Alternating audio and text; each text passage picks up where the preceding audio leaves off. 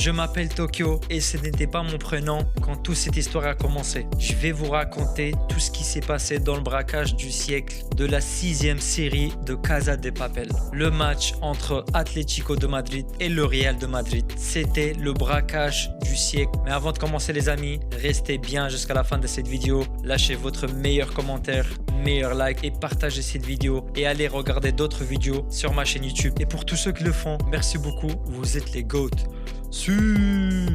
Allez, c'est parti. Hier, les gars, le professeur de Casa de Papel était aux commandes de la VAR. Je ne sais pas comment qualifier ça. La casse du siècle? Oui, c'était la casse du siècle. Oui, c'était un vol en plein jour, avec des caméras, avec des gens qui regardent par la télé, dans les rues, dans les maisons, dans les salons, dans les magasins, dans les restos, partout où vous voulez. Hier, c'était la casse du siècle par le Real de Madrid. Ce match entre Atlético de Madrid et le Real de Madrid a été un match de folie du début jusqu'à la fin. Aujourd'hui les amis, j'ai pris le temps de préparer cette vidéo calmement, avec la tête froide, pour mieux analyser les détails du match, du début jusqu'à la fin. Tout d'abord, ce match-là, il a été bizarre.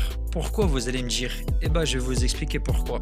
Il y a eu un but à la 27e seconde. Vous vous rendez compte? À la 27e seconde. On parle pas de la minute, hein. La seconde. Et contre qui on a marqué ce but? Contre le Real de Madrid. Je ne sais pas par où commencer. Est-ce qu'on commence par le but encaissé par le Real de Madrid à la 27e seconde? Est-ce qu'on parle de la penalty ratée de la part de Vinicius? Est-ce qu'on parle de la penalty braquée, volée, tout ce que vous voulez dire, vous pouvez le dire, de Alvarez? Je pense qu'on va commencer à parler du début, comme ça on va prendre les choses étape par étape. C'est pas possible de marquer un but comme ça à la 27e seconde contre le Real de Madrid. C'est pas possible, ça rentre pas dans les lois de la physique. Einstein n'a jamais dit que c'était possible de marquer un but contre le Real de Madrid. Nikola Tesla a dit que ce n'est pas possible. Newton a dit que c'était pas possible. Même Pythagore, il a dit que c'était pas possible de marquer un but contre le Real de Madrid à la 27e seconde. Les gars, je ne comprends rien. Comment c'est possible? En fait, aujourd'hui, les gars, j'ai envie de parler que des points forts de ce match. Que des points qui ont fait parler, qui ont fait jaser, qui ont marqué les esprits. Cette penalty, les gars, ratée par Vini. Déjà que Mbappé, il a gagné cette péno. Vini qui insiste et il dit je veux le tirer, je veux le tirer. Vinicius, pendant ce match-là, il n'était pas dans son meilleur assiette. On peut clairement le dire. Et pourtant, il a insisté. Il voulait tirer absolument le péno. Par respect, j'en suis sûr et certain. Kylian, il lui a laissé, il a dit bah vas-y, de toute façon au début tu m'en as laissé aussi plein, donc vas-y, fais-toi plaisir frérot. Et le frère, qu'est-ce qu'il fait? Il tire et ce ballon finit dans la galaxie les amis. Thanos m'a appelé et m'a dit hey Chris, je viens de recevoir un ballon sur la gueule. Ça vient d'où? Je lui dis t'inquiète pas, c'est Vinicius qui a tiré un penalty. Les gars, c'est pas sérieux. Un péno comme ça, dans un match si intense, c'est pas possible de le rater comme ça. Si tu n'es pas serein, laisse-le à Mbappé, laisse-le à Rudiger, je ne sais pas, laisse-le à qui tu veux. Tu ne peux pas tirer un penalty comme ça parce que tu as envie. Et en plus, qu'est-ce qu'il fait Vini à la fin? Quand Ancelotti lui demande de sortir. Donc Ancelotti le fait sortir. Il a commencé à dire oui, nous on a 15 champions, vous en avez 0. Certes, Atlético ils ont 0, mais le match qu'ils ont sorti, il était incroyable, impeccable, intouchable. Tu ne pouvais rien leur demander. Ils étaient très très forts. Et Vini n'a pas été à sa hauteur. Vini n'a pas donné son meilleur pendant ce match-là. Vini devait sortir dès le début. Dès qu'il a raté le péno, il devait sortir. Il n'était plus bon. Le sujet qui fait parler, qui fait jaser, qui fait pleurer les amis. Les gars, ce n'est pas possible aujourd'hui en 2025 d'avoir un péno volé comme ça. Ce n'est plus possible. Vous allez me dire oui mais il a touché un tout petit peu. Non. Déjà c'était limite.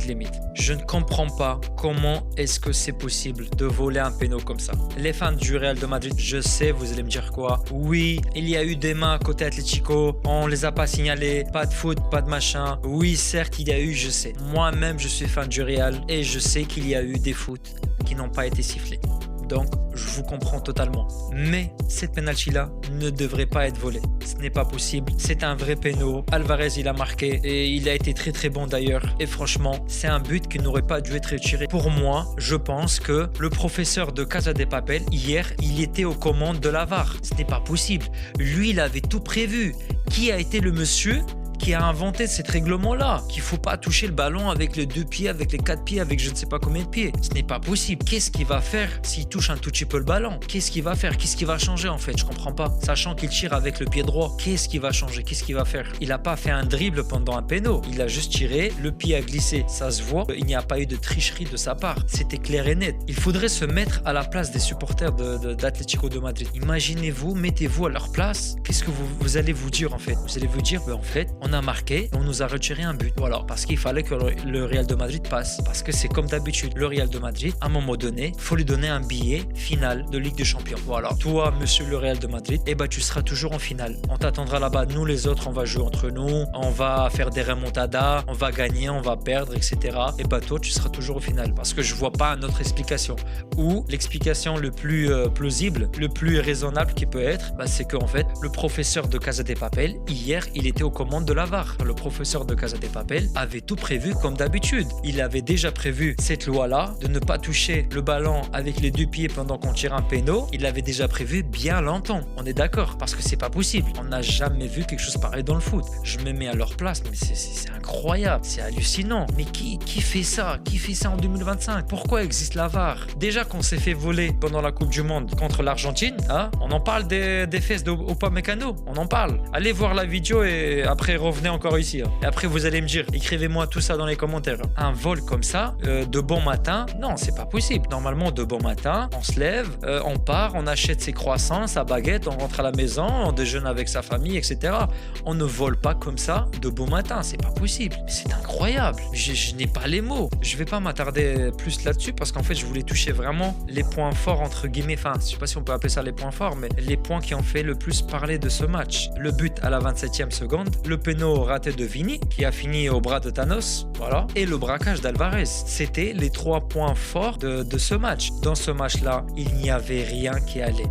Tu te prends un but dans les premières secondes, tu rates un péno et le braquage d'Alvarez. Et voilà les amis, c'était tout pour moi aujourd'hui. J'espère qu'on ne verra plus ce genre d'incident par le futur. Je suis moi-même un fan du Real de Madrid depuis 2009 car je supporte CR7 comme tout le monde le sait. Mais non, cette fois-ci je suis désolé. Mais moi je suis quelqu'un qui est pour la justice. Cette fois-ci c'était un vol, un braquage en plein jour de beau matin. Voilà. C'était le professeur qui était aux commandes de la VAR et c'est lui qui avait tout organisé. En fait c'est la seule explication. Je ne vois pas une autre explication. Je ne sais pas qu'est-ce que je peux dire en fait pour ce braquage. Tout a été pensé. C'était le braquage du siècle. Mieux que la fabrique de monnaie, mieux que je ne sais pas quoi d'autre. Et voilà les amis, je ne vais pas trop m'attarder là-dessus. Je voulais parler de ces 3 points forts qui ont fait parler, qui ont fait jaser. Pour ceux qui me regardent le soir ou la journée, je vous souhaite une agréable journée et une agréable soirée. Les amis, à une prochaine pour une prochaine vidéo. Allez, ciao!